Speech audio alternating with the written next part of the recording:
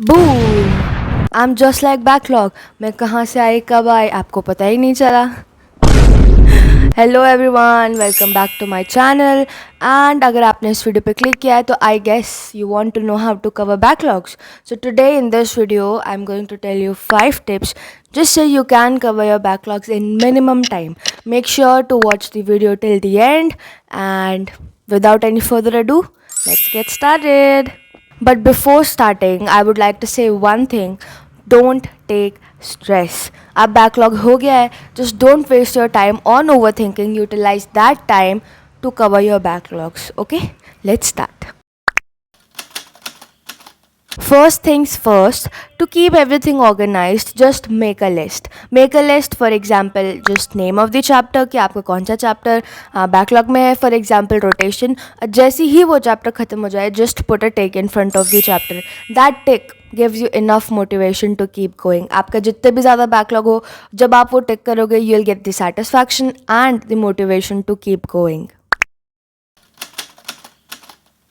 Second, break down your backlog in major और minor backlog. For example, जो minor backlog है उसमें माना कि आपका 1-2 चैप्टर का backlog है तो वो minor backlog हो गया, और minor backlog आप एक stretch में complete कर सकते हो. For example, आपका कोई weekend आया, बीच में Sunday आ गया, कोई छुट्टी पड़ गई, कोई क्लास कैंसिल हो गई, तो उसमें आप अपना 1-2 चैप्टर का backlog complete कर सकते हो. बट अगर आपके पास 5-6 चैप्टर का backlog है या 2-3 महीने का backlog है तो we will consider that as a major backlog, और उसमें you have to be slow and study. Don't rush yourself, क्योंकि अगर आप जितनी जल्दी कंप्लीट करने की कोशिश करोगे उतनी जल्दी यूल गेट बर्नड आउट और आपका बैकलॉग कंप्लीट नहीं होगा, और जो नया चीज़ें चल रही होंगी, नई चैप्टर्स, वो भी बैकलॉग में कन्वर्ट हो जाएंगी. तो अगर आपका बहुत ज़्यादा बैकलॉग है, just keep calm, B slow and just do it in portions. कोई बड़ा चैप्टर है उसको तोड़ के छोटे छोटे पोर्शन में कर लो कि आज मुझे इतना पार्ट करना है, आज मुझे इतना पार्ट करना है. Just don't rush your self. Third, make a time table. और टाइम टेबल इतना टाइट और कंजस्टेंट मत बनाना कि आपको बर्नआउट हो जाए आगे जाके. आई नो पहले पहले मोटिवेशन होता है, जोश में आप फॉलो कर भी लोगे 1-2 दिन, बट उसके बाद लॉन्गर रन में यूल फील बर्न आउट. तो while making a time table, make sure you are not burning out yourself, और जस्ट कीप इन माइंड कि मैं ये टाइम टेबल लॉन्गर रन के लिए बना रही हूँ, थोड़े टाइम के लिए बना रहा हूँ. तो just keep that thing in mind before making any time table. Fourth, keep balance. जैसे आपके वीकडेज में जब कोचिंग क्लासेस चलती हैं तो आप 70-80% कोचिंग क्लासेस में जो करंट चीज़ चल रही है उस पे फोकस करो, ताकि वो ना बैकलॉग बन जाए. अगर वो भी बैकलॉग बन गया तो ऐसे आपका बैकलॉग बढ़ता ही जाएगा. तो वीक डेज पे मेक श्योर कि 70-80% अपना टाइम आप अपने करंट सिलेबस पे दे रहे हो, और 20-30% extra time you have to make your extra time, you have to take out your extra time. तो वो 20-30% का टाइम आप अपने बैकलॉग में कवर करने के लिए लगा रहे हो. और रही बात वीकेंड्स की, जब आपको कोचिंग से छुट्टी मिलती है, फॉर एग्जांपल संडे को, तो जो 50-50, just make it 50-50 on Sundays, कि आप 50% अपने करंट सिलेबस को दे रहे हो और 50% आप अपने बैकलॉग को दे रहे हो. Just to make things easier for you, I have made a sample timetable.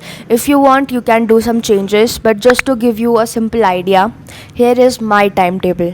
9 से 3 होती थी मेरी कोचिंग, तो मैंने 9 से 3 का स्लॉट कोचिंग के लिए रखा है.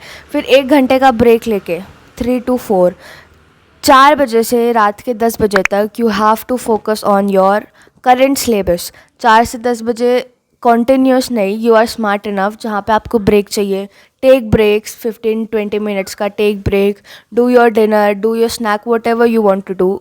4 से 10 बजे के बीच में you just have to focus on your current syllabus. Take breaks in between, don't burn out yourself. उसके बाद आधे घंटे का ब्रेक इफ़ यू वांट, 10:30 बजे से लेके 1:30 बजे तक, 2 बजे तक, जितना आप कर सकते हो, फोकस ऑन योर बैकलॉग्स. एक दिन एक चैप्टर कंप्लीट करने की कोशिश करो.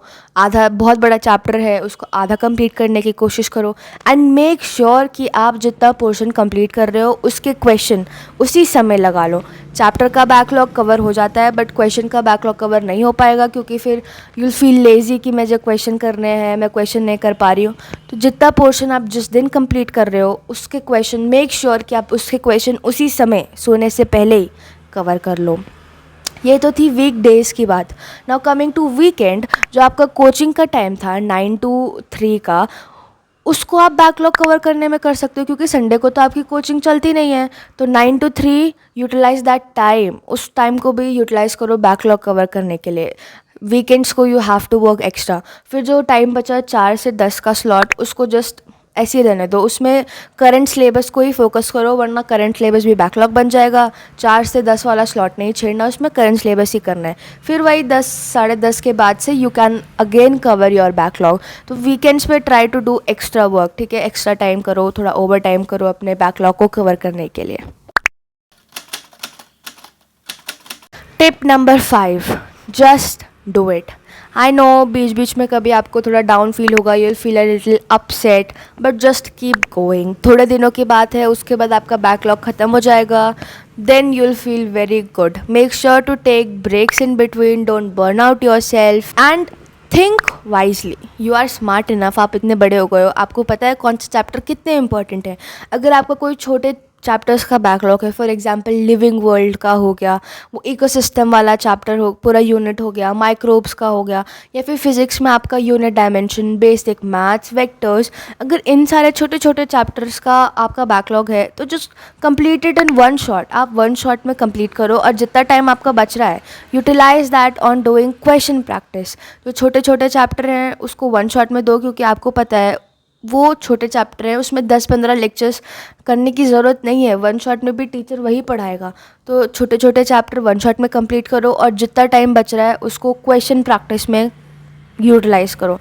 Question practice is far more important than just writing theory and everything, okay. At last I would like to address some questions जो कुछ बच्चों ने मुझसे पूछे थे।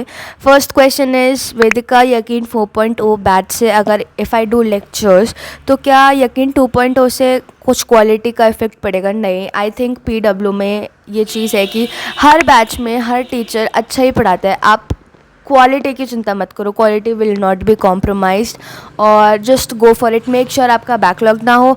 और उन्होंने बोला है कि बैकलॉग की वजह से मेरी प्रैक्टिस DPP वो सब नहीं हो पा रहा है, और शॉर्ट नोट्स नहीं बन पा रहे हैं।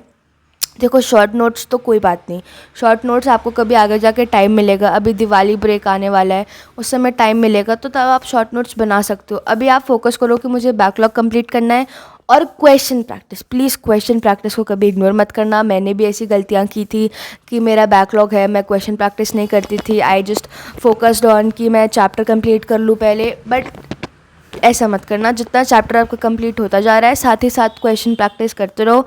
I know it will feel hard शुरू में, बट जस्ट कीप गोइंग। आपको शुरू में मुश्किल लगेगा, बट धीरे धीरे मोमेंटम बन जाएगा, और आपका बैकलॉग कब ख़त्म हो जाएगा आपको पता ही नहीं चलेगा। But just keep doing question practice को पीछे मत छोड़ना। सेकंड क्वेश्चन इज़ कि LN के टेस्ट सीरीज़ में कुछ 12th का पोर्शन आता है और कुछ 11th का लास्ट वाला चैप्टर पूछ लेते हैं, तो टेस्ट को अटेम्प्ट कैसे करें? द थिंग इज़ कि हाँ, कुछ कुछ टेस्ट ऐसे होते हैं जिसमें जो करंट सिलेबस उन्होंने बता रखा होता है वो तो आता ही है, बट कुछ प्रीवियस सिलेबस से भी आ जाता है।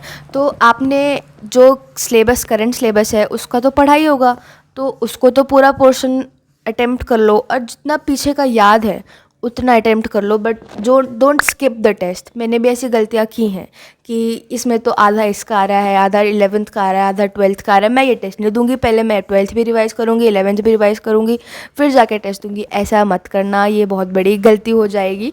जितना आपको आता है अटेम्प्ट करो, जस्ट मेक श्योर कि आप टेस्ट को एनालाइज ज़रूर कर लेना। जैसे ही टेस्ट ख़त्म हो जाएगा उसके बाद टेस्ट को एनालाइज कर लेना, you will be good to go, but just don't skip test. Keep one thing in mind कि एक टेस्ट पेपर आपका एवरेज 1-2 नंबर बढ़ाता है। अगर आपके 600 नंबर आ रहे हैं और आपने पूरे साल अप्रॉक्सीमेटली 50-60 पेपर भी किए हैं, तो आपके लास्ट में एवरेज लगाए तो मतलब 50-60 नंबर बढ़ने चाहिए अगर आपने इतने पेपर दे रखे हैं। Just keep this in mind कि एक पेपर आपका 1-2 नंबर बढ़ाता ही है, तो टेस्ट को कभी भी इग्नोर मत करना। और इफ़ यू वांट, मैं अगली वीडियो इसी पे बनाने की सोच रही हूँ कि how to analyse mock test, so comment down below if you want to know that, if I should make that video. That was it for this video. I hope you liked the video. If you liked my tips, do consider subscribing. That was it for this video, and cover your backlogs, okay? Bye bye.